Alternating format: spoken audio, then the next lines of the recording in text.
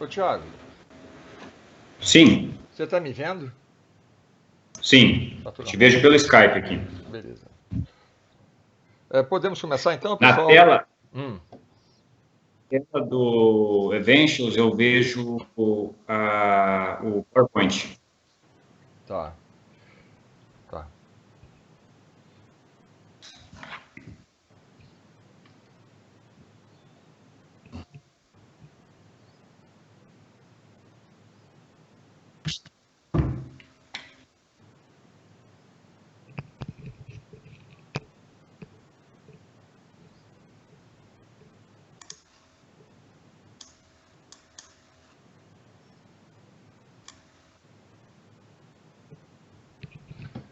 Então vamos lá, pessoal.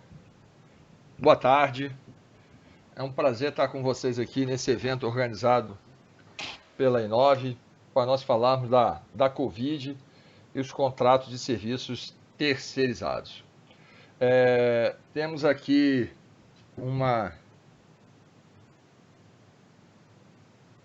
a presença do Thiago Zagato, servidor do TCU, que irá participar com a gente também dessa live.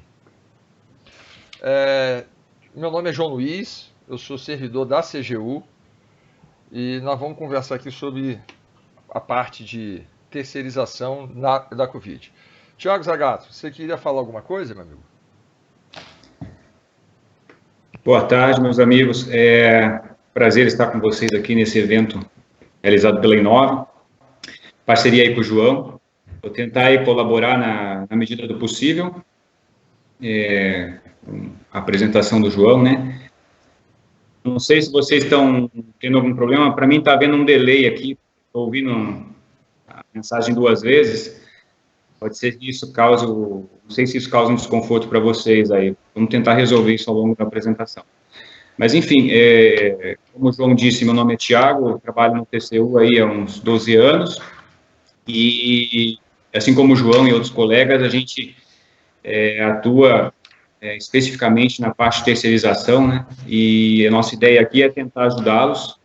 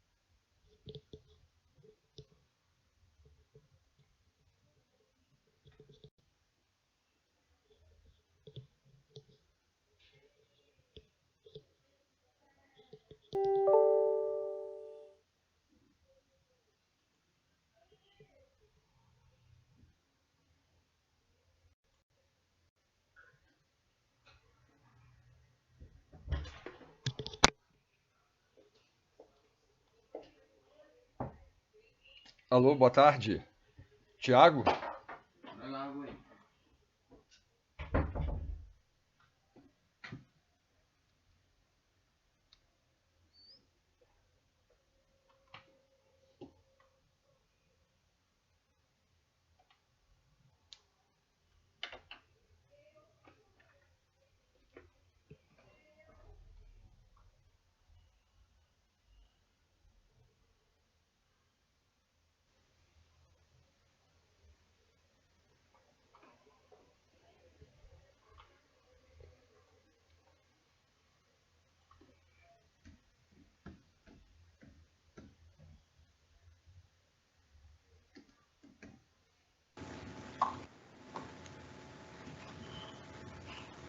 Pronto, Tiago. Voltamos. Ok, estou te escutando agora. Agora tá certo. Podemos Beleza. ir? Então, vamos começar, né, pessoal? Estamos iniciando aqui a nossa live, né, o nosso webinar sobre a Covid e os contratos administrativos, os principais impactos e possíveis soluções administrativas. Esse é um momento interessante de nós trazermos esse assunto aqui para discussão, que muitas dúvidas estão surgindo, principalmente por parte dos gestores e fiscais de contrato, quais as decisões a serem tomadas em virtude do confinamento, né, do fechamento dos órgãos, da redução das atividades. Meu nome é João Luiz Domingues, sou servidor da CGU e trago para esse bate-papo com a gente o servidor Tiago Zagato. E o Tiago pode até se apresentar, Tiago. Ok, gente, boa tarde. Como o João disse, meu nome é Tiago, estamos aqui tentando, né, esclarecer, tentar tornar um pouco menos difícil a vida dos gestores, né, plenamente ciente das dificuldades. Nós temos aí várias medidas provisórias, né, então isso é inclusive uma das questões que nós temos que colocar aqui com muita cautela, né, nós estamos tendo várias medidas sendo implementadas, né, durante as semanas. Então nós temos a MP 927, a 932, a 936, que vem colocando informações novas, e o que a gente pretende, né, lógico, nós estamos muito conscientes da dificuldade do gestor, né, diante da necessidade de adotar uma postura, né, uma atitude imediata, mas agora nós precisamos ter cautela e ver como que as coisas vão se acomodando, né? Nós estamos tendo muita novidade, uma necessidade muito grande da gente deixar a poeira baixar um pouco, né, analisar com muita cautela, porque as repercussões são em vários aspectos, econômicos, sociais, jurídicos, né, isso é uma coisa que a gente tem que ter muita cautela mesmo. Vamos lá então, João, conto com você aí, vamos lá. Tiago, eu queria, antes de a gente iniciarmos aqui no assunto propriamente dito, agradecer a presença das pessoas que nos acompanham agora. Tem meu amigo Felipe Vilaça, da EBSES, está acompanhando, o pessoal dos hospitais universitários da EBSES estão acompanhando, então eu agradeço a presença de todos que estejam aqui com a gente. Interessante, nesse momento, em trazer um roteiro, né, Tiago, o que nós vamos falar. Eu vou começar a gente vai começar falando um cenário atual, as principais dúvidas dos gestores e fiscais de contrato. Eu acho que o grande dilema hoje que acontece com os gestores é saber qual é a solução a ser adotada. Se ele tem que glosar alguma coisa no contrato, se ele glosa o pagamento da empresa, se ele glosa vale transporte, vale alimentação, se ele reduz a jornada de trabalho, se ele tem compensação dessa jornada de trabalho. Então essas são as principais dúvidas. Eu tenho acompanhado muito isso por meio do WhatsApp. Os alunos, né, me perguntam isso, os colegas dos órgãos perguntam sobre isso.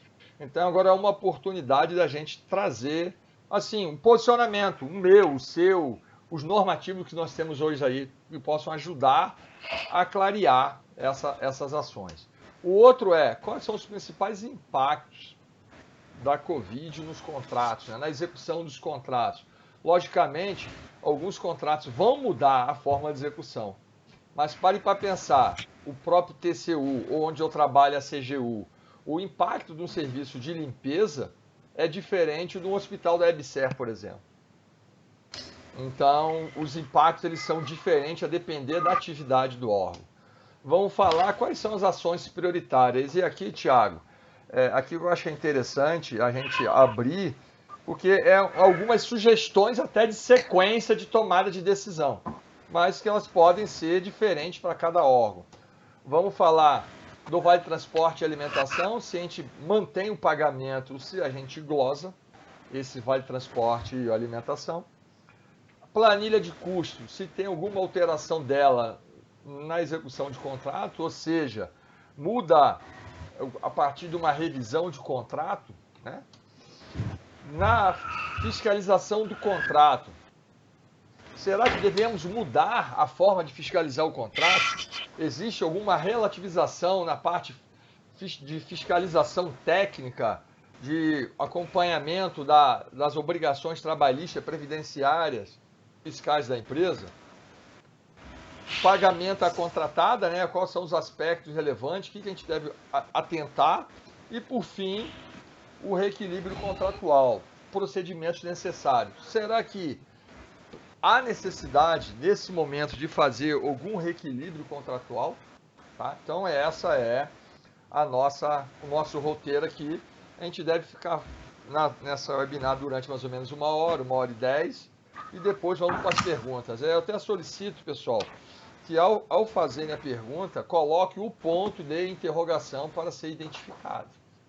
Com isso, o Thiago pode catalogar as perguntas e a gente ou responde durante a própria apresentação, ou a gente responde as perguntas no fim, Thiago. Se você achar a pergunta muito pertinente, Thiago, você pode trazer a pergunta para o meio da apresentação. Eu não vejo problema nenhum. Ok? Então vamos lá. Bom. Então o que eu acho que é importante, Thiago, nesse momento?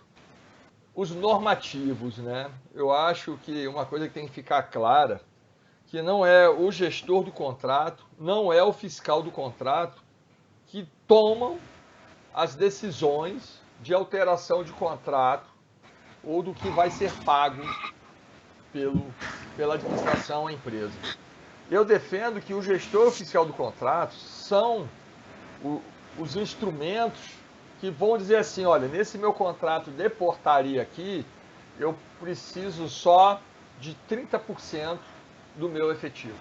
No meu contrato de vigilância, eu não tenho que fazer qualquer alteração. Ele leva a adequação, na minha parte, de execução de contrato do que ele acha que é necessário para a administração. É a administração que define o quanto vai pagar. Então, se por acaso ele visualiza que ele tem eu falei isso até numa webinar da semana passada, um contrato de carregadores. Trabalha no Tribunal de Justiça de Minas Gerais, onde trabalha a professora Tatiana Camarão. E lá tem 30 carregadores. E ele só precisa, nesse momento em que os servidores estão em confinamento, redução de atividade, teletrabalho, trabalho remoto, mas o tribunal ele não para por completo, ele precisaria só de 10 trabalhadores. Então ele está fazendo o quê? Ele pode tomar uma ação que seria a redução da jornada de trabalho. Ou seja, o trabalhador, em vez de trabalhar a jornada de 44 horas semanais, vai trabalhar 20, 22, e vai dividir as turmas. Se ele acha que essa é a melhor maneira, essa é uma boa solução, redução da jornada de trabalho, a administração tem que validar isso, no meu entendimento, e vem a orientação de qual é o procedimento em relação à empresa. Então, em que sentido? Vai pagar integral? Vai pagar proporcional? Vai ter compensação de jornada? Não vai ter compensação de jornada. É até muito interessante, saiu uma orientação do TST, mas como órgão, né, da administração, dizendo que em nenhum momento, independente da solução adotada, redução, suspensão, deixará de se pagar a empresa. Eles só relativizam no Vale Transporte e Alimentação quando não houver a prestação de serviço. Então, ele priorizou manter o pagamento para a empresa, a alta administração, a manter o pagamento para a empresa, e ao tempo que o Vale Transporte e Alimentação só serão pagos por ser efetivamente trabalhado. E ele até fala, trabalho remoto é devido ao Vale Alimentação. Não trabalhou remotamente e não veio prestar o serviço, não ganha nem o transporte, nem a alimentação. Você tem, Thiago, algum exemplo, algo que você possa compartilhar em termos dessa situação da administração? Certo. O que tem acontecido, né, eu posso falar até do próprio tribunal, né, no TCU, que tem feito administrativamente. Eu conversei com os colegas que estão na gestão de contratos lá, e tem se mantido, né, o pagamento das empresas, os que conseguem, tem alguns tipos de serviços que o pessoal consegue fazer em trabalho remoto, né, parte de recepção, mas a grande parte, né, serviço de cooperagem, esses estão afastados e continuam recebendo, mas eu concordo em absoluto com você, acho que essa não é uma bronca do gestor e do fiscal. No momento em que a demanda é reduzida, né, então nós temos, como você mencionou, a gente quer reduzir jornada ou quer reduzir a quantidade, a administração do órgão é que tem que fornecer essa diretriz. Nós vamos suspender sem prejuízo de nenhum pagamento ou vamos fazer uma adequação proporcional. E aí buscar, né, as alternativas. Eu acredito muito, né, acredito que você vai falar até mais à frente, na busca de uma solução junto com a empresa, né, discutir com a empresa, ver quais as alternativas que a empresa tem trabalhistas, né, que não respeitem, enfim, a legislação trabalhista, né, nós temos várias medidas agora, duas, né, a 936 e a 927, concedendo algumas alternativas do ponto de vista trabalhista. Então, ver se de acordo com essas alternativas previstas na MP sobre direito trabalhista, se existe uma alternativa para terceirizada, a empresa terceirizada, que ela possa aplicar e que a situação fique no menor prejuízo possível para a administração também, porque quando nós suspendemos e ficamos sem nenhum serviço prestado, de certa forma a gente está pagando sem uma contraprestação. Então, eu acho que o encontro da melhor alternativa, né, garantindo os direitos sociais dos trabalhadores, mas também não simplesmente pagando por serviço não executado, acho que esse seja o melhor caminho. Eu tenho discutido muito com o meu amigo Rafael Sérgio, né, que ele é procurador da AGU, trabalha na ENAP, e a gente discute muito em relação a isso, e a gente fala muito que essa decisão é ato de gestão. Nesse momento, é ato de gestão. E o gestor vai tomar a melhor decisão em prol do interesse público, mas também no viés que você falou, nesse momento que a gente não sabe até quando vai acontecer, no viés social, da manutenção do emprego. Até porque o governo, por exemplo, ontem mesmo ele lançou uma medida provisória que traz uma certa segurança para o empregado, dele não ficar desassistido. Então, pode ser que, a gente vai conversar isso mais à frente, a administração hoje toma uma decisão, redução da jornada de trabalho, mas com as medidas protetivas do Estado para a relação de emprego, a administração pode, de repente, fazer a própria suspensão da prestação de serviço, porque a empresa ela não vai ter não iria, de repente, numa suspensão, receber pela prestação de serviço, mas também ela teria o seu custo pelo empregado reduzido, porque o governo estaria aportando o recurso para a folha de pagamento deste empregado. É lógico, tem outros tributos que, de repente, a empresa ela tem que pagar, mas muitos desses estão postergados, como, por exemplo, o FGTS. Então, o que eu acho importante que nesse momento o que o gestor tem que fazer, o gestor, eu falo não o gestor de contrato, a alta administração, é tomar decisão de gestão. Isso é uma decisão de gestão, a manutenção ou a forma de execução do contrato. Muitos gestores, eles têm receio, Tiago, do que pode acontecer pelo pagamento do serviço não prestado na totalidade da forma que foi contratada. Como é que os órgãos de controle vão enxergar isso? E eu acho que é nesse momento que você vê que você não está na CNTPs, né? Você está numa condição diferenciada e a gente não sabe até quando vai acontecer. E, de repente, nesse primeiro momento, a decisão é redução da jornada sem compensação. É ato de gestão. E o gestor pode justificar isso através até da própria LINDB, né? O artigo 20. O que, de repente, não pode é esta decisão ela ser perene, ela valer por todo o período. Se ficar assim 3, 4, 5, 6 meses. O governo editou a medida provisória que dá um resguardo agora para o trabalhador. Então, de repente, para o órgão que hoje já adotou uma redução da jornada de trabalho com pagamento integral, então pode, de repente, negociar com a empresa uma redução de contrato.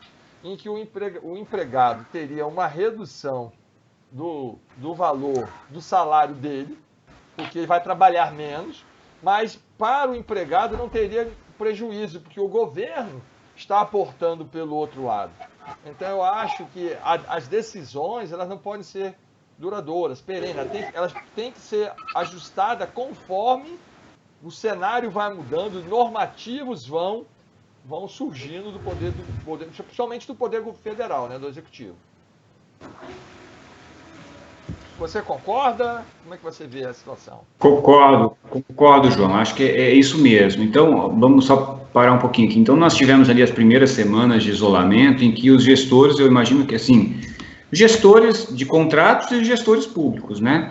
Eles estavam, assim, numa penumbra absurda. Assim, próprio lá no tribunal, precisamos afastar as pessoas. Essa é a única certeza que todos tinham. Olha, isolamento social, todos precisam ser afastados do ambiente de trabalho, fica só os essenciais, aquela coisa toda. Beleza, a partir daí o que vamos fazer? Então, lógico, nós não podemos, por uma questão social, também simplesmente suspender pagamentos e instaurar o caos, né? Então, nós vamos assimilando a situação com muita calma e e aí começam a surgir alternativas, é isso que eu estou dizendo. Agora, nós começamos a ver algumas alternativas do governo federal, válida para todas as empresas, né, todos os empregadores, inclusive as empresas terceirizadoras de mão de obra. Então, essas empresas também podem se valer dessas alternativas das medidas provisórias, e aí cabe à administração, diante da informação dessas novas medidas, procurar alternativas, na minha opinião, menos custosas para o erário também. E não simplesmente também, como você disse, né, nós não podemos ter algo que seja perene, né, nós precisamos reavaliar a situação, né, à luz das novas informações, dos novos normativos, contingenciar e proteger, né, o trabalhador no momento, mas também não simplesmente pagar por serviço não executado indiscriminadamente ao longo do tempo, sem reavaliar, sendo que nós podemos encontrar soluções, de novo, menos custosas. Beleza? Eu acho que é importante, perfeito, Thiago, eu acho que é importante nesse momento que estes normativos que estão sendo editados pelo governo federal, medida provisória, estão regulamentando muito a relação privada, né? Empresa e empregador. Uhum. Mas é o que você falou, essa regulamentação, você não vai achar um ato do governo, do Poder Executivo Federal regulamentando os contratos administrativos. Vai ser muito difícil. Então, é a partir dessa visão que o gestor tem que olhar o que está sendo feito pelo governo federal, que tem aplicação no governo estadual e municipal, né? Porque a lei, a medida provisória vai ter abrangência, né? Porque altera até a CLT, verificar no que aquilo pode, de repente, fazer o ajuste no contrato de trabalho dele. Então, voltando, nós fizemos uma redução da jornada de trabalho e eu estou pagando integral para a empresa. Poxa, mas agora eu posso não fazer a redução da jornada, eu posso fazer uma supressão, redução do valor do contrato, até mesmo mais de 5% se a empresa concordar, e reduzir a jornada do trabalhador. Então, o trabalhador vai trabalhar só 4 horas por dia. Ok, meu contrato vai reduzir de forma proporcional e o empregado não deixa de receber o salário dele cheio, porque ele recebe uma parte do governo e uma parte da empresa. Lembrando que quando há redução da jornada, o empregado reduz o pagamento dele, ele recebe da mesma forma proporcional ao que ele receberia do seguro-desemprego. Então, ele reduziu 25%, Sim. Então recebe 25% do valor do seguro-desemprego. E o que eu acho importante, além do órgão, né, do Poder Executivo estar regulamentando isso, os órgãos e entidades estarem sempre de olho, né, nas normatizações internas, tanto do órgão normatizador, no caso do Poder Executivo, a SED, no Poder Judiciário, o CNJ, ou do próprio órgão. Ontem saiu uma portaria da própria Controladoria Geral da União regulamentando o que deve ser feito nos contratos de serviço terceirizado no âmbito da CGU. Isso dá a segurança para o gestor do contrato, para o fiscal do contrato. Ele não pode, o que você falou, não é bronca dele, ele não pode executar esse tipo, fazer os ajustes da cabeça dele. Ele tem que estar respaldado pela alta administração. Aí Exatamente. nessa logística, Tiago, nós temos aí, por exemplo, a SEGES, lá atrás, ela trouxe algumas orientações, ela fez um posicionamento não específico nos contratos, ela trouxe algumas possibilidades, algumas soluções de forma macro. Por quê? Porque cada órgão, cada entidade, ela é particular. Vai tomar decisões diferentes. Não existe uma solução padrão. E a SEGES, em que pese ela não ter, porque eu acho que também ela não teria condição de regulamentar toda essa relação, porque o Poder Executivo Federal, o governo, a Presidência da República, ela vai editar as normas, mas na relação privada. No contrato, é o órgão normatizador. E é muito difícil para o órgão normatizador adotar medidas ou regulamentar medidas de forma padronizada para todos os órgãos. Então, essas orientações da SEGES, que aconteceu no meado de mês de março, ela vem de umas orientações macro, né? As possíveis soluções. E a SEGES até fala, se possível, que a administração mantenha, se for possível, o pagamento do vale alimentação. Porque, querendo ou não, se você for fazer um levantamento, por exemplo, um servente aqui em Brasília, de limpeza, o piso dele salarial é R$ 1.198. Se ele não ganha insalubridade, R$ 1.200. O vale alimentação dele é quase R$ 34, é R$ 33,20. Se multiplicar isso por 22, dá mais de R$ 600, quase R$ 700 de vale alimentação para ele. Então ele ganha R$ 1.200 salário e quase R$ 700 de auxílio alimentação. Ou seja, ele é quase 60% do valor do piso da categoria. Então é muito significativo. Então, do momento que você afasta o terceirizado e ele não recebe o vale alimentação, você compromete até a própria condições de vida dele, porque esse dinheiro ajuda no salário dele, é o reforço que ele tem. Lógico, contrato administrativo, ele não é um programa social, mas eu acho que no primeiro momento, onde as coisas estão obscuras, você não tem um cenário muito claro das coisas que devem ser feitas, qual o caminho que vai dar, às vezes é a manutenção do contrato de trabalho do empregado com a empresa, é a manutenção do valor do contrato, resguardando a auxílio alimentação, é uma hipótese. Só que isso já está mudando. Nós já temos outras possibilidades hoje em dia. Então, eu acho que é isso que tem que ficar claro.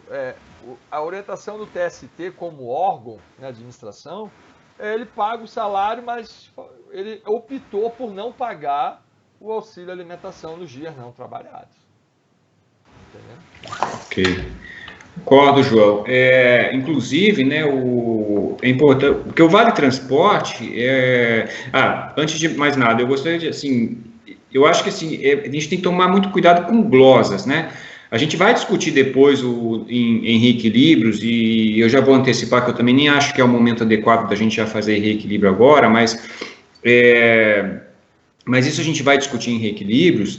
Mas, assim, cuidar muito com essas glosas, assim, de uma hora para outra, tentar glosar o vale alimentação. O que é mais pacífico é o vale transporte, porque, de fato, se não está havendo deslocamento, né, e o direito é um direito que é pago apenas quando tem pelo deslocamento, né, do funcionário, e ele não está se deslocando, sem maiores traumas, a gente poderia deixar de pagar esse valor do vale transporte. Também não teria nenhuma repercussão econômica grave para o trabalhador, porque, afinal de contas, é um custo que ele não está tendo, né? Então, assim, socialmente seria um impacto zero, né? Vale alimentação é diferente, é como você falou, a coisa é mais, principalmente para essas categorias da base, né? Em que a remuneração é um valor bastante baixo.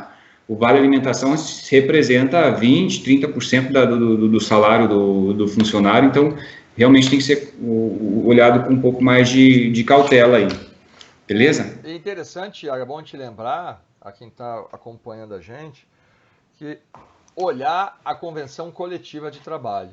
Pode ser que a convenção coletiva de trabalho diga que mesmo trabalhando 6 horas, o empregado faz jus ao vale inteiro. Pode ser que ele vai dizer que tem convenções coletivas de trabalho que diz que o empregado recebe o vale alimentação independentemente do dia trabalhado.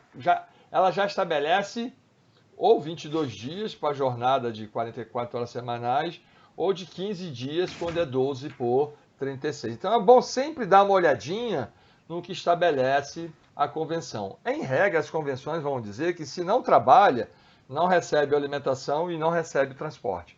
Mas só tem que estar uma relativizada em relação aos efeitos de cada um para o terceirizado. Tá?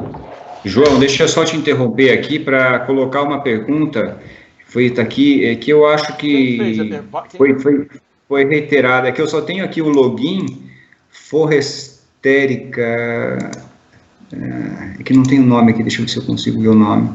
Enfim, diz assim, ó, reitero, como o fiscal comprovará que a empresa está pagando o empregado, pois em tese não sabemos o nome, o CPF do empregado que está prestando serviço. O órgão paga por posto de trabalho. Então, é um contrato de posto de trabalho, que eu imagino aqui que ele foi suspenso, né? Quer dizer, que os funcionários foram dispensados, estão em casa, e a gente está pagando a empresa, o órgão optou por continuar pagando a empresa, mas ele quer saber como que vai fiscalizar se o funcionário está recebendo o salário. Me corrijam aí no chat se eu estiver errado, mas a minha interpretação da pergunta foi essa. Responde você primeiro, depois a gente complementa. Beleza. Bom, olha, se o contrato já vinha rodando, eu imagino que nós saibamos quem são as pessoas que estão nesses postos de trabalho. Então, assim, isso não é uma novidade. Nós temos as relações já desses funcionários. A gente vai requisitar para a empresa, ainda que seja à distância, os demonstrativos que comprovem o pagamento dos salários, né? Então, e a gente pode pedir também extrato das contas, comprovante de depósito, enfim, a gente pode continuar pedindo normalmente tudo que a gente pedia antes. Eu não sei se isso seria insuficiente no caso, porque você não teria certeza de que o que ele está pagando de fato era o funcionário do contrato. Eu não sei se é um contrato novo, então você ainda não tem essa informação.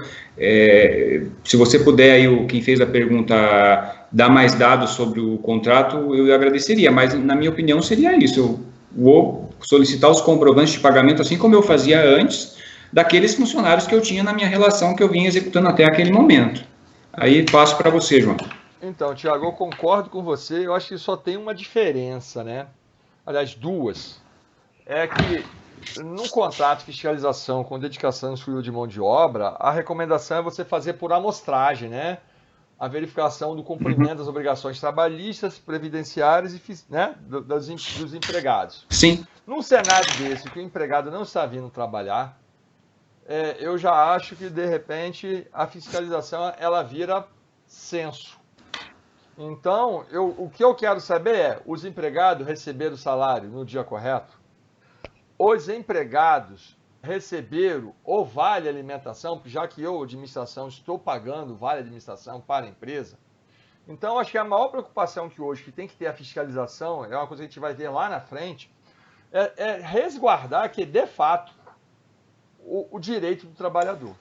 Então, se ele está em casa por suspensão da prestação de serviço e eu, administração, mantive o pagamento integral para a empresa, se eu mantive, eu já está na hora até de eu fazer uma revisão a partir da medida provisória que saiu ontem do governo. Mas eu preciso saber se o empregado está recebendo salário e auxílio alimentação. Para isso, eu solicito documentação.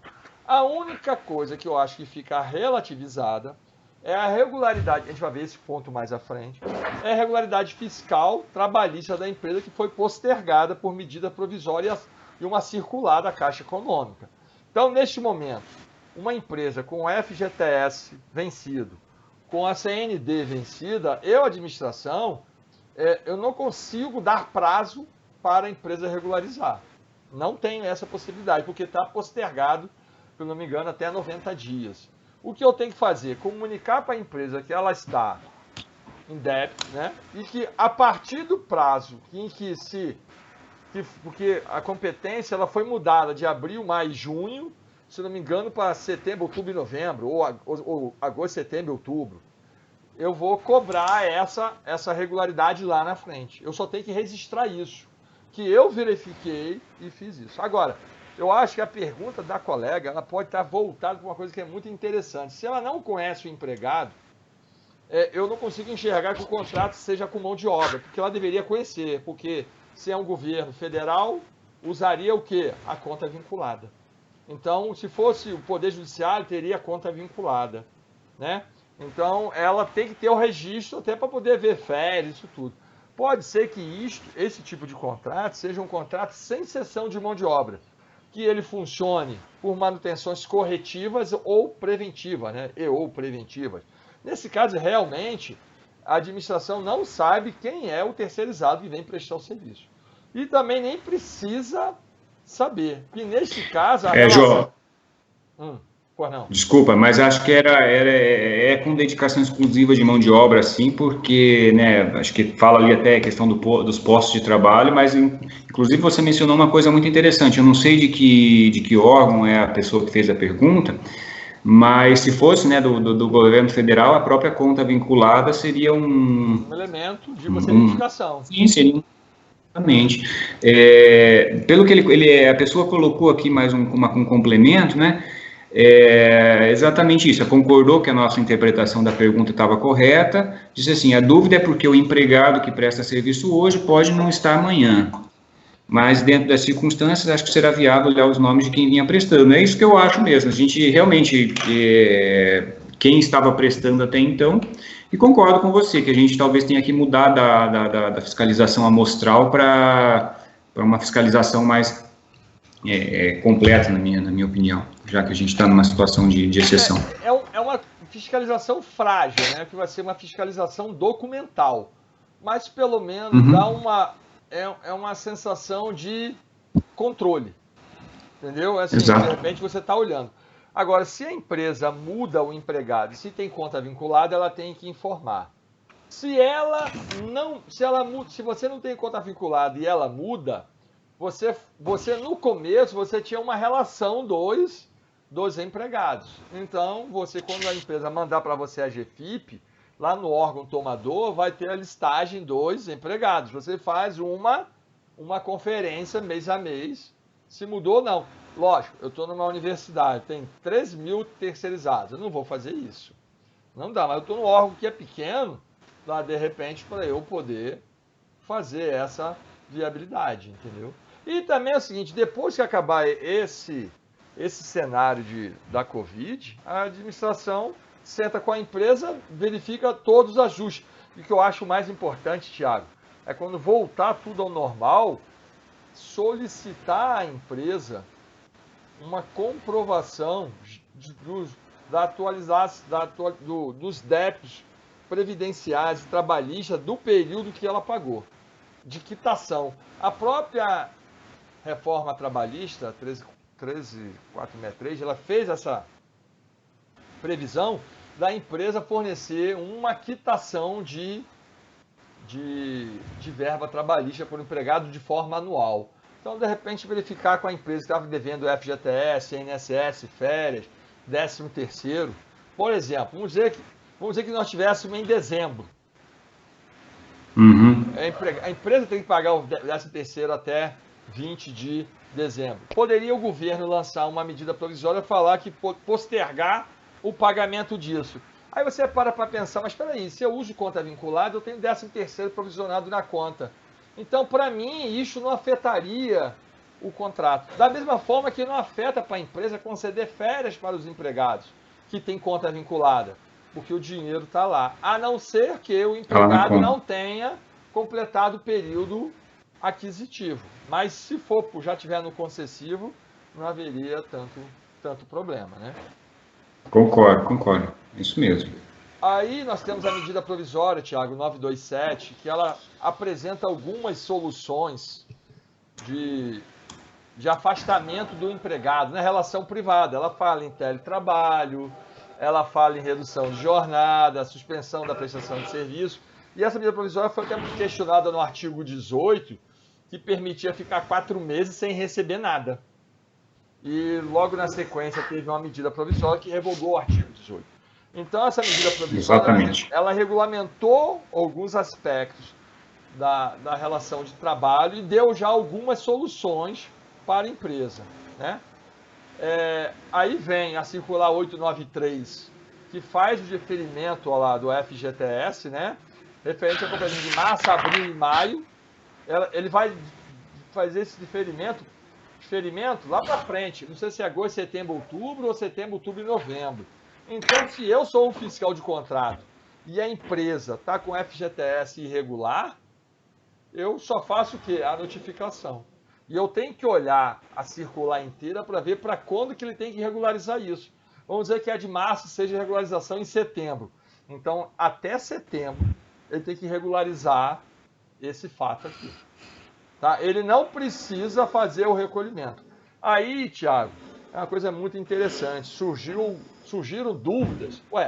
Se a empresa não é obrigada a fazer o recolhimento do FGTS, a competência de março, por exemplo, ela só vai pagar a partir de setembro, eu na planilha de custo poderia tirar o FGTS da empresa. Eu particularmente, independente se vai ser o contrato tem conta vinculada ou não, se tem fato gerador ou não, eu acho que essa medida da Caixa Econômica, do Ministério da Economia, né, vou dizendo assim, foi para aumentar o fluxo de caixa da empresa. É para ela ter dinheiro. Quer dizer, se eu retiro dela, não pago, eu estaria diminuindo o fluxo de caixa dela que o governo está dando. Então, eu acho que não muda nada em relação ao pagamento se eu mantiver as condições de contrato, né, o valor integral. O que pode mudar é não o valor do FGTS, é o valor do contrato se eu tiver redução. Mas eu não mexeria no FGTS, faria só o registro caso a empresa apresente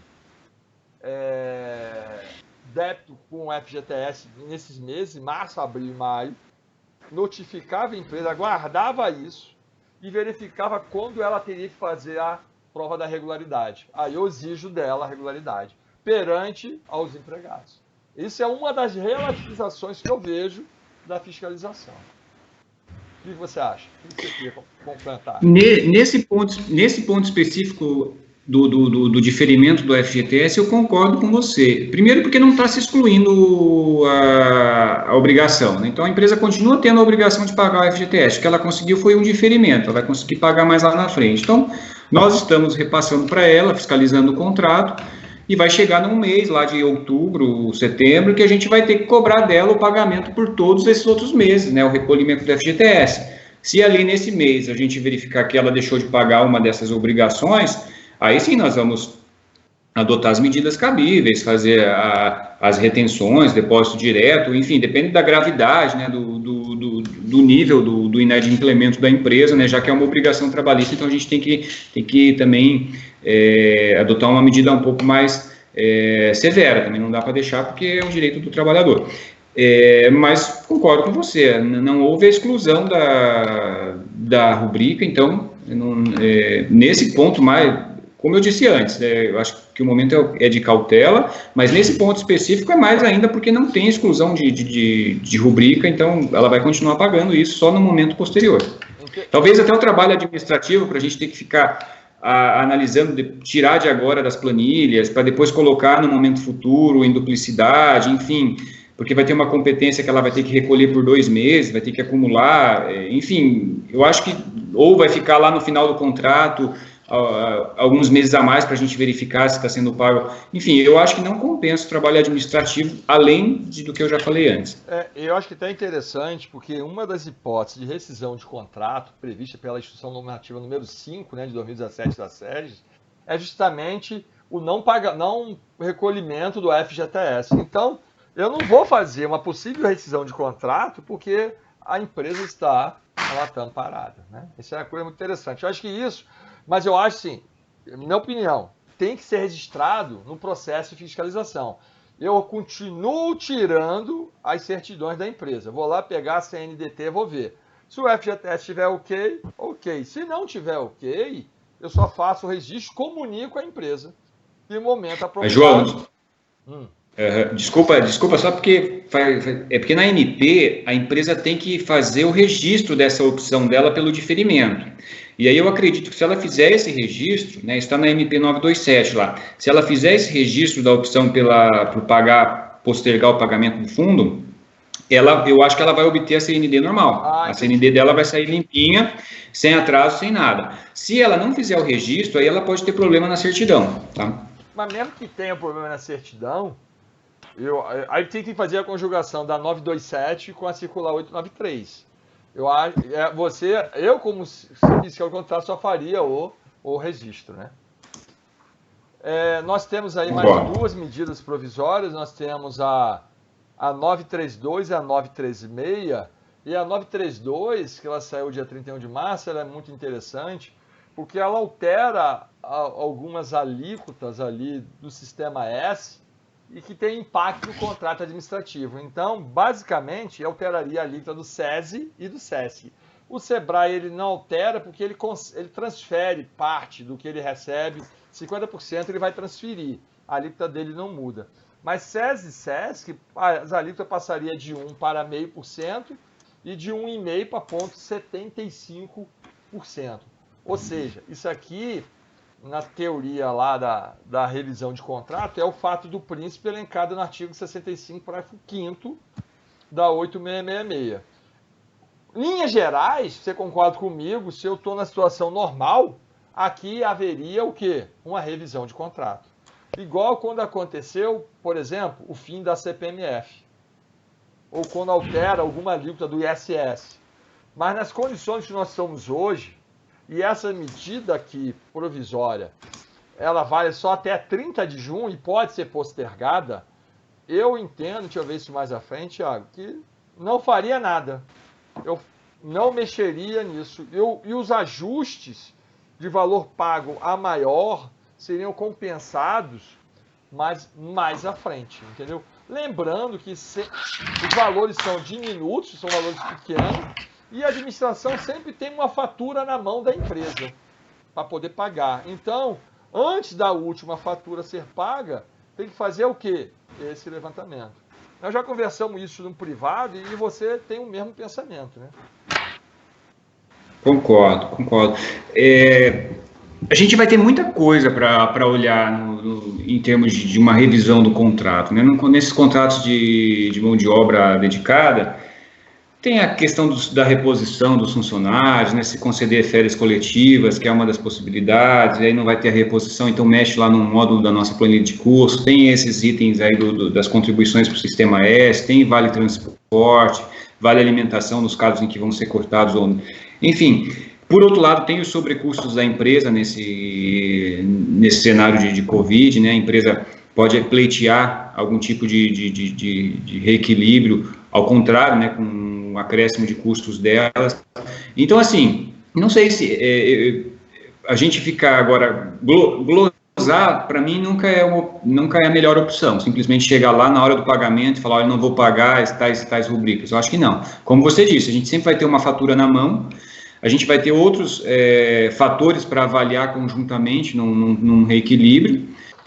Pode ser que na semana que vem venha uma nova medida provisória com outras coisas. Então, assim, não adianta de nada a gente correr agora para fazer reequilíbrio, porque a gente corre um risco muito, muito grande de na semana que vem ter que fazer um outro reequilíbrio, né? E vamos dizer assim, nós estamos falando aqui para muitos gestores de contrato, né? Cada vez que a gente senta para analisar um reequilíbrio, para fazer as ponderações, isso exige um esforço administrativo, né? Um processo de diálogo com a empresa, com os gestores da cúpula, porque aqui não é uma situação simples, né? Não é uma mera repactuação em que a gente compara convenções antigas com a convenção nova e que a gente tem não é uma coisa muito matemática, como normalmente a gente faz nas repactuações. Não, aqui tem que ponderar juridicamente e isso não é simples. Então, a gente vai fazer um esforço enorme hoje e talvez na semana que vem a gente tenha que fazer de novo e na outra semana de novo. Então, tomar um pouco de cuidado com isso. E lembrando, Thiago, que é o seguinte, né?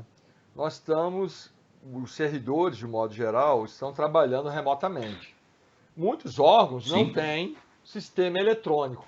Como é que faz? Exatamente. Então você tem um custo a mais, que seria até o risco de você se contaminar manuseando papel, você tem que ir no órgão, levar. Então, assim, é um custo muito grande que não vale a pena. E é o que eu falo, né? A administração sempre tem uma fatura para poder pagar para a empresa. O que é importante para o fiscal nesse momento?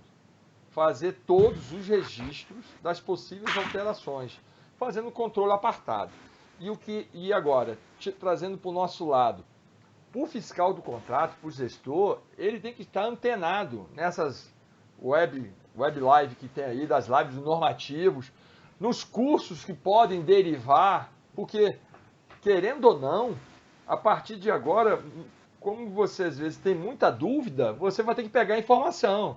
Vai ter que seguir um site de licitação em contrato, vai ter que fazer algum curso para se atualizar, acompanhar as web live para poder entender qual é a melhor solução para você poder buscar para o seu órgão. E é por isso que eu acho que esse canal de comunicação hoje, ele é muito interessante, porque ele faz mudança de comportamento. Até pouco tempo atrás, Exatamente. os cursos eram todos presenciais. Eu vejo hoje restaurante trabalhando com delivery. Restaurante nunca pensou em trabalhar com delivery. Então, quem sabe também, lá na frente, os cursos não sejam nesse formato que estamos eu e você aqui, conversando através de uma plataforma com algumas pessoas, tirando dúvida. Eu acho que o momento é esse, é de tirar dúvida, trazer questão, estudar. Igual essa medida provisória 936, em que pese ela regulamentar a relação privada, ela traz um impacto na solução que eu quero dar no meu contrato administrativo para a empresa. Então, eu não consegui ler essa medida provisória, que ela saiu ontem à noite, né? Não consegui ler, ela é meio extensa, mas ela já trata as medidas de redução de salário. Então, se eu suspender o meu contrato ou reduzir a jornada e isso impactar no valor do empregado, já tem um alinhamento com essa medida provisória. Eu acho super importante quem é gestor de contrato, fiscal de contrato, atentar para essa medida provisória e verificar a possibilidade, quando adotar uma ação de redução, suspensão, interrupção de contrato, quais são os impactos que vão ter lá porque estão abrangidos pela medida provisória aqui, o empregado para não ficar desamparado. Exatamente, concordo, João. Tem algumas perguntas aqui que acho que estão relacionadas a isso, acho que a gente já pode matar. C. Amaral, 76, desculpa, gente, é que eu não consigo ver o nome da pessoa, gostaria muito de falar o nome, né, mas eu estou colocando o login aqui. Esses valores poderiam ser compensados nas futuras repactuações, né? Vou deixar você responder primeiro, João, dessa vez. O que eu vejo, Thiago? A compensação ela vai existir tanto para mais quanto para menos. Entendeu? Pare para pensar que hoje eu estou num hospital. A empresa ela precisa aumentar a frequência de limpeza das áreas. Isso demanda o quê? Quando aumenta a frequência e mantém a mesma pessoa, eu não consigo cumprir. Eu teria que ter um aumento de terceirizados para colocar no contrato. Pode ser que no momento desse de crise, eu tenha que fazer uma alteração de execução de contrato em bem do interesse público de coibir a proliferação da Covid-19 e aumentar o meu contrato para fazer um posterior termo aditivo, coisa que não é permitido juridicamente. Ou, de repente, a empresa vai gastar mais material do que ela precisaria gastar e depois a gente vai ter que fazer um aditivo para as quantidades e um aditivo para reequilíbrio do contrato. É o mesmo, né? Fazer um reequilíbrio do contrato e os valores podem mudar. É o que eu falo.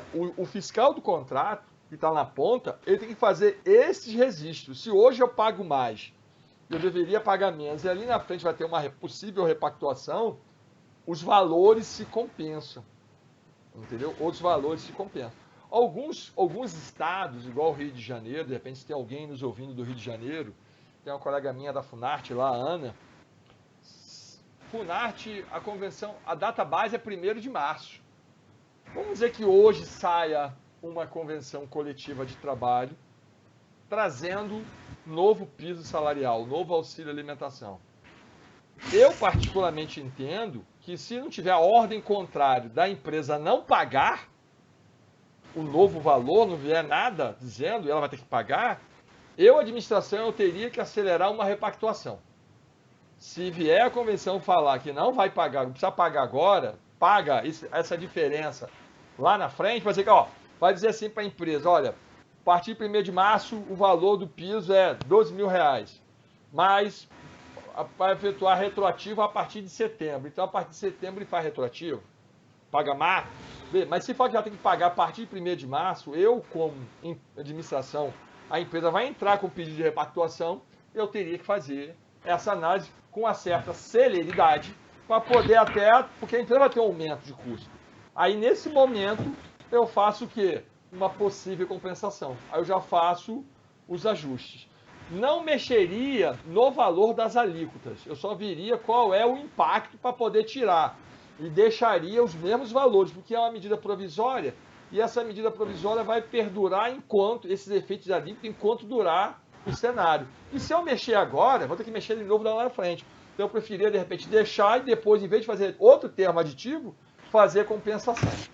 Entendeu? Exato, João. Eu, pegando a onda nessa resposta aí, eu diria, concordo absolutamente com você. Eu faria a repactuação simplesmente para atualizar o valor do vale alimentação, porque de fato é um direito e é um direito alimentar, precisa ser pago logo. Então, assim, faria a repactuação, não deixaria contaminar muito esse processo da repactuação pelas outras variáveis ali. Economicamente, né, ou matematicamente, lá na frente essas coisas vão se compensar. O que a gente está dando a mais pode ser que a gente tire da empresa em algum reequilíbrio lá na frente, mas, assim, juridicamente, né, a repactuação é por questão de atualização de direitos trabalhistas, né, o salário, vale alimentação, vale transporte, enfim. Então, aumentou um desses fatores, faça a repactuação, atualiza, não vamos misturar as coisas. Eu acho que não é por aí. Tem mais uma pergunta aqui que fala só sobre a substituição de empregados afastados por integrar em grupos de risco gera direito ao reequilíbrio ou não? Veja, depois eu vou passar para o João, né? A recomendação que a SEGES vem dando, né, é assim, afaste-se os empregados que estão em condição de risco, sem prejuízo da remuneração. A pessoa vai continuar recebendo, a pessoa que foi afastada, né? Se isso vai gerar a necessidade de substituição e vai ter que trazer gente nova para ficar no lugar, se eu não posso dispensar o serviço, a empresa vai ter um custo maior. Ora, se há a recomendação de continuar pagando o funcionário, na minha opinião, a gente vai ter que reequilibrar isso e pagar esse substituto depois. Não tem como não fugir dessa obrigação, se a gente mesmo está afastando os funcionários em condição de risco. Aí eu queria só ouvir a opinião do João. O que eu vejo, Thiago? A resposta minha depende.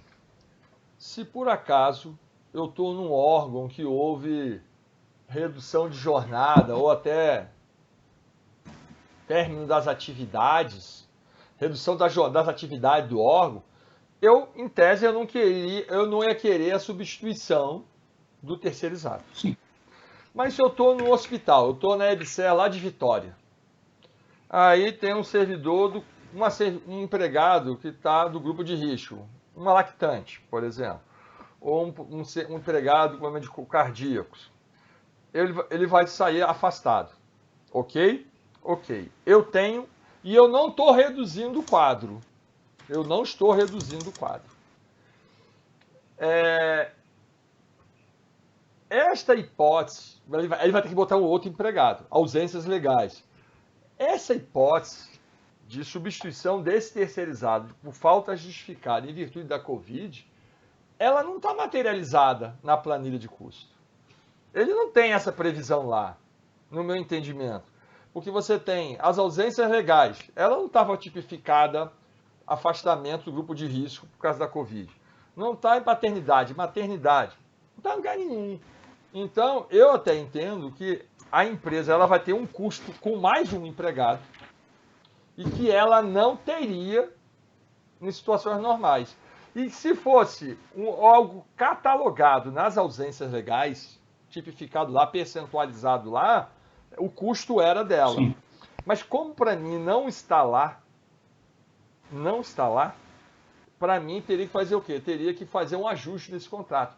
Só que eu falei isso na outra live, extremamente complicado. Mas eu entendo que a empresa tem. Agora, se eu estou num lugar, 10 carregadores, eu vou afastar 20. De rodízio, de férias. Desses 10 que eu quero, um é cardíaco, eu tiro ele, afasto ele, e o rodízio só de 19. Aí não alteraria nada, no meu entendimento, entendeu? Beleza, concordo pelo que você diz aí. Então, acho que é mais ou menos, a gente concorda. Se precisar substituir, o que é uma hipótese mais residual, como você mencionou, no caso da IBSER ou de uma unidade de saúde, que eles precisam de todos os funcionários e alguns a mais ainda, né? Mas se for uma outra instituição, por exemplo, lá no tribunal, se eu afastei alguns terceirizados por estarem no grupo de risco, muito provavelmente eu não vou precisar da substituição dessas pessoas. Então, se eu não preciso de substituição, né, não vai ter direito, direito ao reequilíbrio. Pelo contrário, a gente vai avaliar talvez um reequilíbrio do lado da administração lá na frente, porque não está tendo a contraprestação por parte da empresa, né? Pessoal, desculpa, João, só a gente, é que tá bombando aqui de pergunta. Eu vou pedir a paciência só dos colegas, né? A gente vai deixar mais para o final para o João responder, a gente comentar, para o João poder conduzir aí o programa dele, porque senão a gente acaba que o João não consegue falar tudo que ele tem programado. E aí, a hora que ele acabar, a gente vê o que a gente consegue responder aqui. Me lembra esse fato aí da falta justificada, não substituída. Isso pode impactar nas férias. Sim. Então a gente vai ver isso lá na frente, tá? Pessoal, saiu essa portaria ontem também da CGU. Eu também não tive tempo de ler, só vi ela ontem à noite, não deu tempo de ler, que ela regulamenta o quê? Aos prestadores de serviços terceirizados. Então vai regulamentá-la bem lá nos contratos, tá? Então, isso é importante, porque isso dá o quê? Uma segurança para o gestor e fiscal de contrato. O que eu quero que vocês entendam, que no cenário que a gente está vivendo hoje, nós podemos ter várias soluções a depender do órgão, né? Mas qual é o grande detalhe, Tiago? O medo do CPF. Que os órgãos de controle vão achar de eu pagar sem a prestação de serviço. Então, eu acho que toda decisão ela deve ser fundamentada. Só que ela não pode ser duradoura. Mudança de cenário necessita, de toda forma, revisão da decisão tomada. Então, com a medida provisória que saiu ontem lá, regulamentando a relação de trabalho, a 936, se hoje eu mantenho o meu contrato, redução de jornada sem compensação de jornada, valor integral ou suspensão com valor integral, eu tenho que falar, opa, eu tenho que rever. Eu não posso permanecer com o contrato dessa forma, porque não faz mais sentido, porque a empresa não vai pagar o empregado integral, o governo vai pagar a parte, e o empregado não vai ficar desempregado durante um certo tempo. A medida provisória traz isso por meio de acordo individual, acordo coletivo, que pode ser feito. Então, o grande detalhe da decisão é o medo do CPF. E o medo acontece porque a gente não tem conhecimento. Do momento que você tem conhecimento, você toma a decisão, motiva de forma segura. É por isso que esses espaços de internet, sítios de você pegar matéria, web live, e você pegar também, estudar, tem que estudar essa 936 para saber o que ela diz e o que eu posso fazer com o meu contrato. Ela não vai regulamentar o contrato administrativo, mas os efeitos da minha decisão para o contrato entre o empregado e o empregador. Qual o cenário atual que a gente tem hoje, Thiago? As principais dúvidas são essas. O que eu devo pagar à empresa contratada? Quais ações a serem adotadas nos contratos administrativos? Redução da jornada de trabalho? Com ou sem compensação? Concessão de férias? Suspensão do contrato administrativo? Supressão contratual? Rescisão de contrato? São algumas das hipóteses que hoje nós temos para fazer. Eu esqueci até de botar uma aqui, até acrescento, é o trabalho remoto. Se nós temos um apoio administrativo que determinado órgão tem sistema eletrônico, O terceirizado que trabalha no apoio administrativo pode trabalhar de forma remota, trabalho remoto, teletrabalho. Então, são algumas hipóteses. E como é que a gente escolhe isso? Qual a melhor opção? Não tem receita de bolo, meu camarada. Não tem receita de bolo. Por mais que o bolo de cenoura com chocolate seja um bom bolo, não tem receita. Isso vai depender, no caso concreto, de cada órgão, das atividades que desempenha e do contrato que se tem. Então, a gente não vai achar uma receita. O que é importante? Que hoje, os gestores e os fiscais de contrato se pautem nas orientações dos órgãos normatizadores superiores e na administração superior. Tem que ter uma orientação, igual o TST deu para os seus servidores. Né? Nos contratos administrativos, os impactos na execução contratual. É o que vai impactar, Tiago, na tomada de decisão. O órgão está aberto integralmente, o hospital. Aberto parcialmente ou está fechado? Eu tenho conhecimento que a ENAP está fechada. Como é que você faz? A decisão da ENAP não pode ser a mesma decisão do órgão aberto parcialmente. Entendeu? Então, exatamente. São esses cenários. Por exemplo, primeira coisa, considerar o quê? Quais são os serviços essenciais que eu devo manter no órgão aberto ou no aberto parcialmente? Por isso que a importância do órgão normatizador, da orientação da administração superior, porque isso vai ter que definir as competências e responsabilidades do gestor fiscal de contrato. A bronca não é dele, essa frase é boa, a bronca não é dele, ele não vai decidir isso com base em nada, ele vai ter que decidir isso a partir da orientação da administração. Revisão das decisões, mudança de cenário. Se eu adotei hoje redução da jornada de trabalho com a medida provisória de ontem, mudou já o cenário. Ops, a empresa já está no outro cenário. Então, eu já consigo mudar a minha decisão. Né?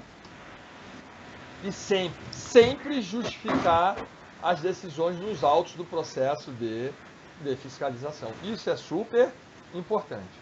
Aí as soluções administrativas, Tiago, aí cada uma poderia elencar, nós já comentamos elas aqui, seria redução de jornada, férias.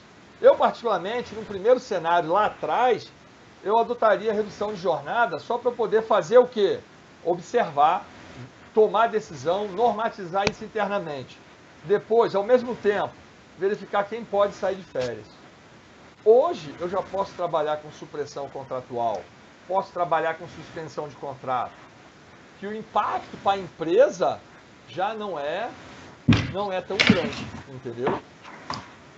Posso trabalhar Exato, João. E trabalhar com rescisão de contrato. Agora, uma coisa que a gente tem que ter em mente, Tiago, muito dinheiro, muitos recursos estão sendo destinados à Covid, a arrecadação está diminuindo. Então, vai ser difícil a manutenção dos contratos por falta até de recursos para poder manter. Então, às vezes, a decisão vai ser para rescisão de contrato, porque eu não tenho mais recurso. Ou supressão gigante do contrato porque eu não tenho mais recurso. Chegou uma pergunta semana passada, era essa, uma prefeitura, ela paga ou não paga? Eu acho o seguinte, às vezes não é nem querer pagar ou não pagar, eu não vou ter recurso. Então, nessa hora, tem que otimizar o gasto, né, para poder fazer uma boa aplicação e manter o quê? Os contratos essenciais, de forma mais plena. Complementa aí, Thiago. Exatamente, concordo. E, assim, a gente tem as medidas das mais leves para as mais pesadas, né? O teletrabalho, para quem pode, dizer assim, apesar de ser um luxo, pouquíssimas categorias poderem se beneficiar, é a primeira delas, né? Na minha opinião, se é possível o contrato ser executado à distância, está autorizado, a SEGES recomendou, é uma possibilidade prevista na medida provisória também, na parte trabalhista, então, seria a primeira. A segunda, na minha opinião, daí seriam as férias. Se eu tenho gente que pode tirar férias, e dá, pelo menos a gente tem 30 dias de fôlego aí, que é um direito do trabalhador e que a gente consegue reavaliar a situação, enfim, ver como é que os cenários vão mudando, como você bem observou, né? As medidas provisórias vão saindo quase que diariamente, então, dando férias para funcionários, a gente ganha 30 dias para poder, pelo menos, estabilizar um pouco essa edição de normativos que a gente tem aí. Redução de jornada, suspensão, como você mencionou, a gente não sabe se a gente vai conseguir retomar esses contratos. Agora, uma coisa que eu queria pontuar aqui, é que a MP, essa 936 e de ontem, ela traz sim essas alternativas, né? Redução de jornada, suspensão, com pagamento com benefício lá concedido pelos funcionários. Eu acho importante usar, a gente colar nessas alternativas, por quê? Porque a gente está lidando de igual para igual. Assim, essas são as alternativas que o Estado, né, que o governo federal está fornecendo para os empregadores para manter os empregos. Então, a gente está ajustando os nossos contratos à luz das normas que são válidas para todas as demais empresas. Então, assim, vamos dizer assim, é para a gente lidar da mesma forma com todo mundo, assim, para a gente não criar uma bolha, uma espécie de proteção ou de política, como você disse antes, uma política social válida apenas para as empresas que têm o benefício de ter sido contratada pelo poder público, né? Então, assim, é para a gente lidar de igual para igual com as outras empresas. Então, assim, existe a MP está aí, fornecendo alternativas para a gente alocar a mão de obra. Agora, cabe a gente, junto com o gestor de cada órgão, avaliar quais são as necessidades, para a gente ver o que a gente tem de menos traumático para alocar esse pessoal diante das possibilidades que a lei trabalhista autoriza, né? E aí a medida traz essas novidades. Aí, só para finalizar aqui, só cuidar, porque assim, a gente não pode, de maneira imperial, dizer para a empresa, né, olha, suspenda, porque assim, a própria MP, ela pode, né, por causa das prerrogativas da administração pública, mas quero dizer o seguinte, a MP, ela condiciona isso ao acordo individual, ou em alguns casos, né, a MP traz essas diferenças, acordo coletivo, então precisa ver se a empresa conseguiu aprovar esse acordo com a categoria ou precisa estimular esse acordo para que a gente consiga que essa solução seja possível, né? Não dá para a gente também ignorar que do outro lado do balcão a empresa precisa tabular esse acordo com o funcionário, com o sindicato ali. A MP traz essas hipóteses. Dependendo da faixa salarial, precisa ser, se é suspensão ou se é jornada, não estou me lembrando de cabeça aqui. Mas se for suspensão, por exemplo, para pessoas que ganham uma remuneração de até 2 salários mínimos, precisaria ser uma negociação coletiva. Se for profissional com grau superior e uma remuneração superior a 2 vezes o limite do RGPS lá, aí não precisa, pode ser um acordo individual. Enfim, tem umas regrinhas lá sobre isso na medida provisória, que aí a gente só não pode ignorar, beleza? Não, perfeito. Uma coisa interessante é que essas decisões, elas podem acontecer de forma diferente dependendo do contrato. Eu estou no contrato de limpeza, pode ser que eu não vá fazer redução da jornada de trabalho, porque eu vou mudar a forma de executar. Eu vou, em vez de limpeza diária, uma vez por dia, vão ser 2, 3, 4 vezes. Então, de repente, pode ter um impacto até de acrescer o contrato. Agora, eu pego um contrato de brigadista, em que o quantitativo de brigadista depende do número de pessoas que circulam no local, mas as áreas, né, o tipo de área, entrada e saída, é um contrato que a decisão é diferente. Um contrato de recepcionista, a solução é diferente. Então, e o que é interessante nesse momento? A administração criar um controle para cada tipo de contrato, as decisões tomadas ao longo do tempo. Pode ser que hoje, no contrato, eu faça uma redução da jornada, amanhã férias, amanhã supressão, depois eu volto com um contrato integral. Tem que catalogar essas decisões ao longo do tempo para ficarem registradas, né? Exatamente. Aí nós já conversamos um pouco sobre isso, né? Vale transporte, alimentação, manutenção do pagamento ou glosa do contrato. Aí vocês não vão conseguir ler, nem eu vou conseguir ler muito isso aqui, mas é um memorando circular do TST que ele diz assim no item 6: os salários, vou trocar de óculos, deverão ser pagos, ó. Esse memorando, pessoal, ele faz esclarecimento sobre um ato do TST, o ato G17 GP 126. O que eu vou ler agora não está lá, está nesse memorando aqui circular, que ele regulamentou o ato. Diz assim no item 6: os salários deverão ser pagos normalmente pela empresa e os auxílios de alimentação e transporte são devidos apenas para os dias efetivamente trabalhados. Se o trabalho for realizado de forma remota, com ateste da fiscalização, o auxílio alimentação será devido pela empresa. Então, o que acontece, o item 4, em razão do disposto no parágrafo único do artigo 11 do ato que está fazendo a regulamentação, as ausências registradas com autorização da fiscalização serão consideradas falta justificada. Portanto, não há necessidade de cobertura do posto e não deverá ser indicada glosa na fatura em função dessas ausências. Isso é extremamente importante porque traz segurança para o gestor e fiscal do contrato. Então, se eu, gestor e fiscal do contrato, fiz redução da jornada, rodízio, não vai ter glosa, a falta é justificada. Quem decidiu isso? O gestor ou o fiscal? Não, a alta administração. Agora, o que é interessante, que é importante? Se vai pagar o vale transporte, eu tenho que ter certeza que está se pagando.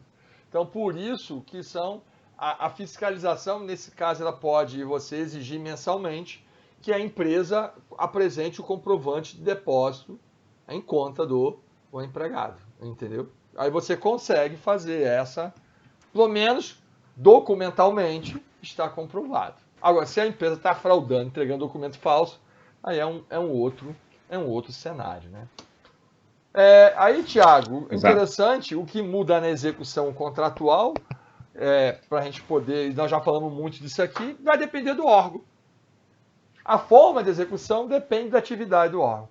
Por exemplo, no tribunal você já falou que está com atividade restrita. Na CGU está com atividade restrita. Os ministérios estão com atividades restritas. Mas pode ser que determinados órgãos, o Ministério da Saúde, está full. Então, o que muda vai mudar conforme o cenário de cada órgão. O que você acha? Concorda? Exatamente. Sim, concordo. Cada caso tem que ser analisado individualmente, não tem jeito. Apesar de que orientações macro, né, como você bem disse no início, né, para dar até mais segurança para os gestores, né, o esperado era que a gente tivesse mais orientações centrais, assim, né, de pode ou não pode, porque é isso que o gestor espera no final, né, faça dessa forma ou faça daquela, mas cada situação, cada instituição vai ter que encontrar a melhor saída. E vamos reiterar aqui, falar mais uma vez, com a edição das novas MPs, dos novos normativos, você bem mencionou, o cenário vai mudando.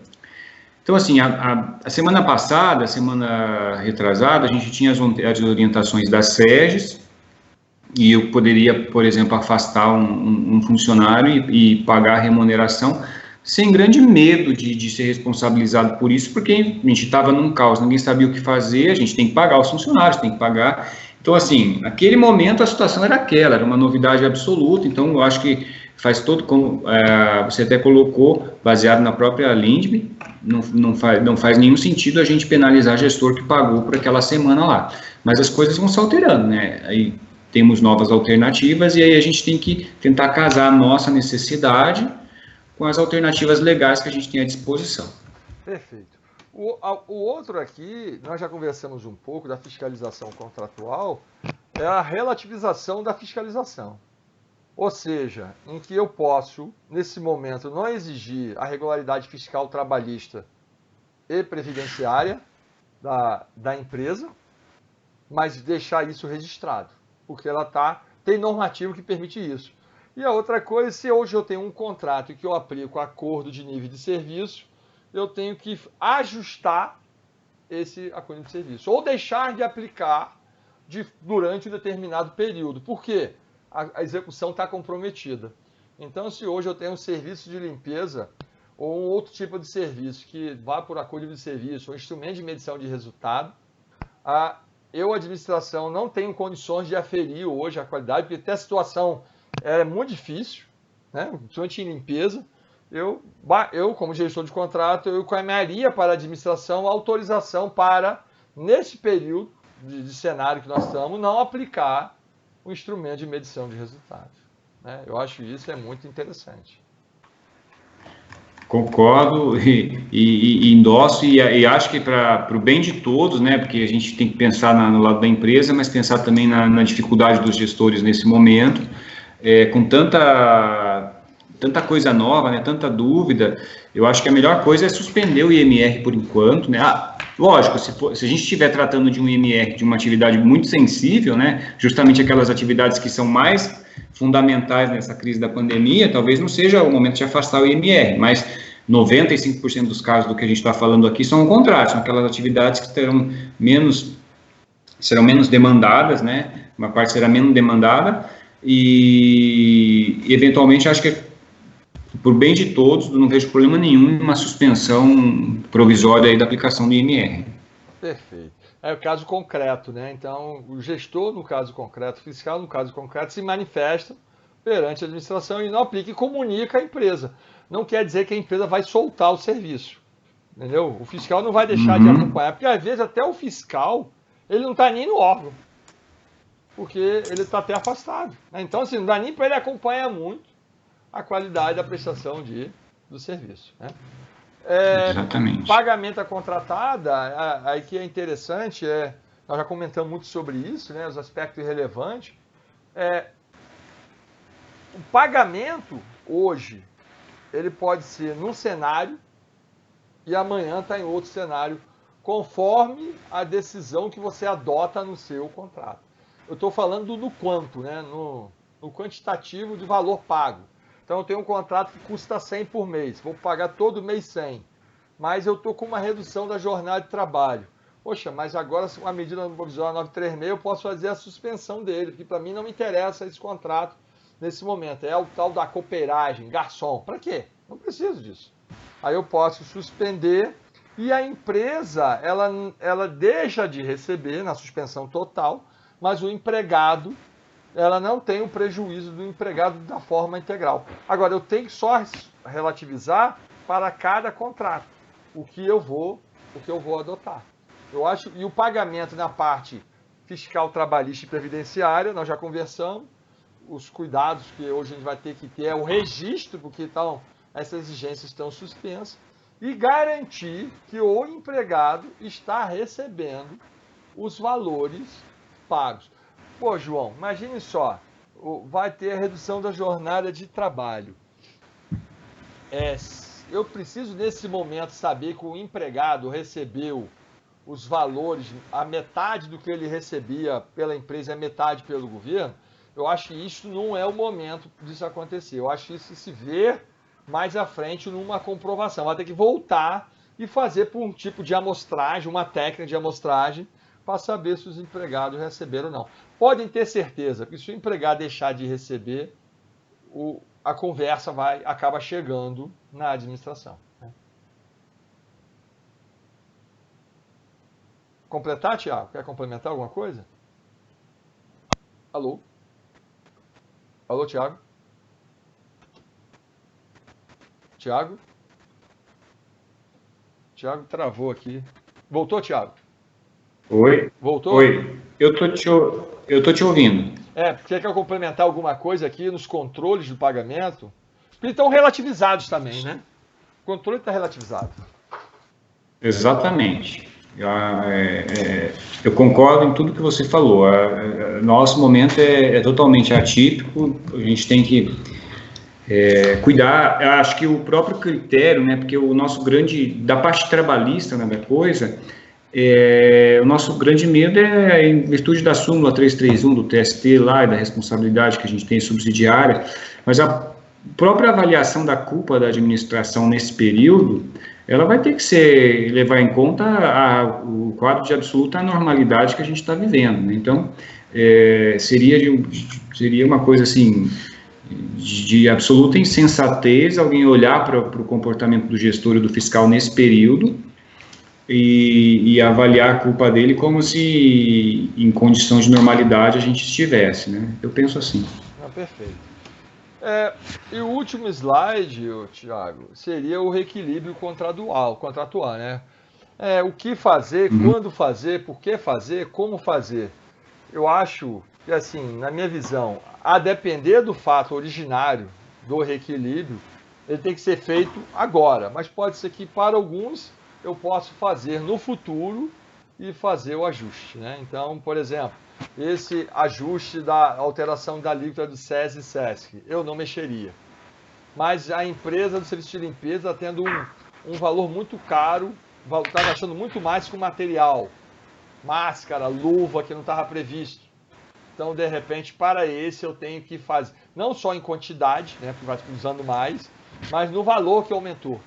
Então, para esse, de repente, em algum momento, eu tenho que fazer para dar um suporte para a empresa, entendeu? Porque a empresa vai ter que apresentar isso.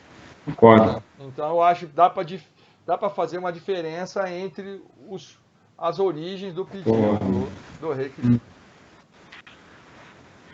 Certo.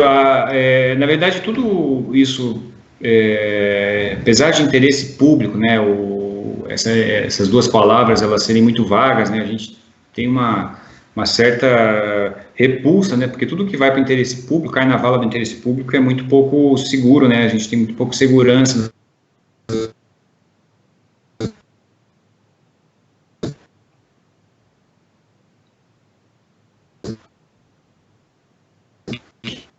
Que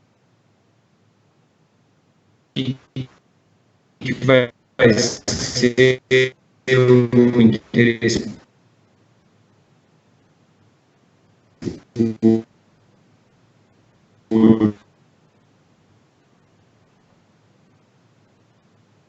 Alô? Subcusto lá, isso a gente avalia com mais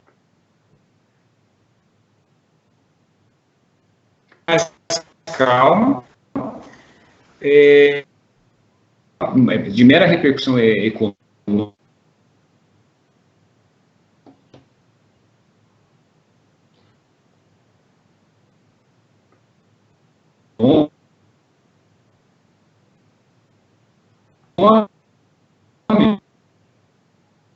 Eu acho que a gente pode segurar um pouco a onda assim.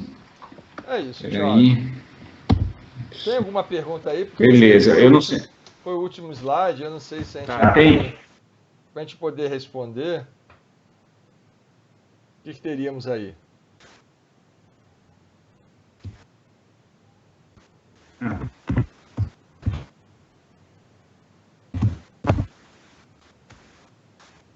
Sim, João, vamos responder aqui. Deixa só, vamos lá, então. Eu tinha já...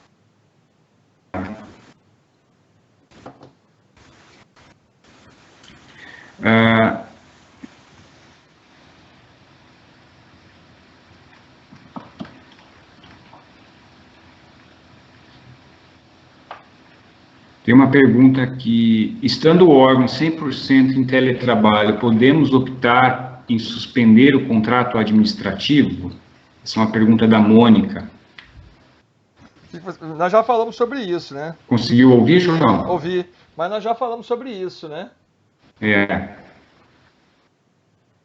Exatamente. Eu acho que assim, isso é decisão do órgão. Deixa eu ver aqui. Tinha uma que é bem interessante. No cenário atual, a gente pode adotar a suspensão sem o pagamento. Se eu não preciso de nada, suspensão total, você pode suspender até 120 dias, entendeu? E a gente fazer um não pagamento e o empregado não vai ficar desassistido, entendeu? Então, mas o que não poderia hoje, com os normativos que se tem, é manter o pagamento integral sem o serviço. Hoje já temos outros normativos.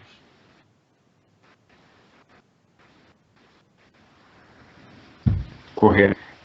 Deixa eu ver uma pergunta aqui que fala da Sandra Satico. Esse gasto extra das empresas de limpeza hospitalar pode ser ressarcido? Ela complementa que normalmente não tem o valor item na planilha de custos.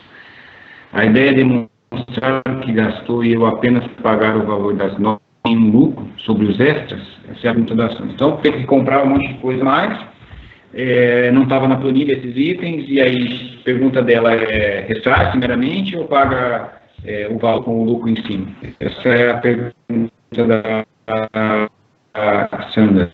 Então, Thiago, eu acho que é uma decisão de gestão. Eu particularmente vejo que no primeiro momento eu poderia pagar por indenização, que eu preciso disso, isso não está no contrato. Ela só vai ter que me demonstrar o custo disso, né? Então, cota 3 preços, me apresenta. E se isso vai ficar no contrato por 3, 4, 5, 6 meses, eu faria um termo aditivo para incluir isso no valor do contrato. Nem que lá na frente, daqui a 10 meses, 12 meses, numa próxima repactuação, eu tirasse esse valor. Lógico, eu só pago pelo material utilizado. Mesmo que ele conste ali, quando acabar esse cenário da Covid, eu não estaria pagando ele. Mas aí no próximo cenário de fazer termo aditivo, eu tiraria. Mas nesse momento de urgência, você pode tanto pagar por indenização, como poderia usar dispensa emergencial para poder comprar, como também poderia comprar por cartão de suprimento de fundos, né? Então, temos várias saídas para poder Exatamente. usar. Várias. Você bem mencionou algumas outras. Então, eu também, eu acho que, em primeiro lugar, tem que dar uma olhada no termo de referência nesse contrato aí, Sandra, para ver se não tem nenhuma regra escrita sobre essas possibilidades, porque às vezes a gente coloca, né, no próprio na ocorrência da necessidade de comprar um material que não está na planilha, a gente vai adotar essa alternativa, né? Talvez, mas eu estou imaginando que não esteja, né? Como o João disse, na pior das hipóteses, você vai pagar nenhum pagar e da mesma forma que você paga os outros no seguinte sentido. A empresa vai apresentar cotações para você, você vai pagar o menor dos três ou a média dos três, isso aí ok.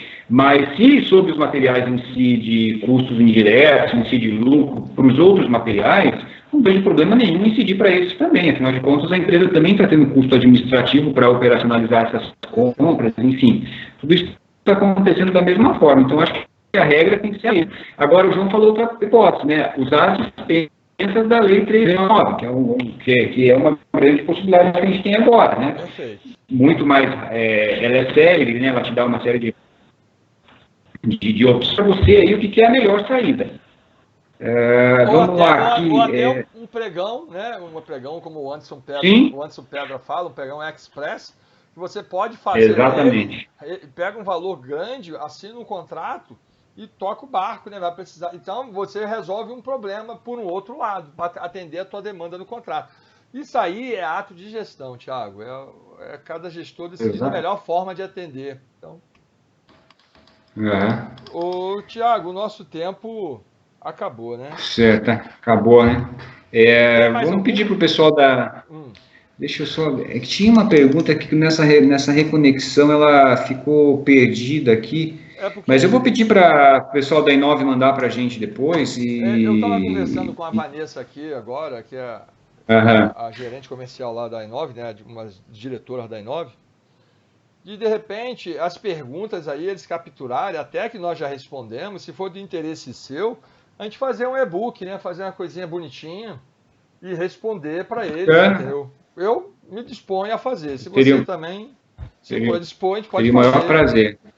Né? Então... O maior prazer. Acho que ficaria bom que poderíamos compartilhar não só com os que estão aqui, mas com todos, né? Acho que seria bem bacana mesmo. Não, e é interessante, Thiago, porque nesse momento de falta de informação e dúvida, a gente leva um pouquinho de, vou dizer assim, né, de claridade, né, de luz para as pessoas, né? Então, estou à disposição, o Thiago também está à disposição, está sempre fazendo live aí. Temos o canal que intermediou a gente aqui, foi a Inove, né? Então, se vocês tiverem alguma dúvida, mandar as perguntas, a gente pode fazer um e-book. A Inove também pode ajudar a gente, vocês nesse momento, né? E eu queria agradecer a participação de todos, a do Thiago, meu amigo, que aceitou aí em cima da hora fazer parte aqui, fizemos uma boa dobradinha. E encontro vocês em outra oportunidade. Thiago, palavra para você fazer a fase final aí. Agradecer a iniciativa da Inove, né, a Vanessa e o Jefferson, foi muito bom fazer essa dobradinha com o João, são muitas dúvidas, pessoal, então, assim, estou à disposição, a gente vai fazer esse e-book aí com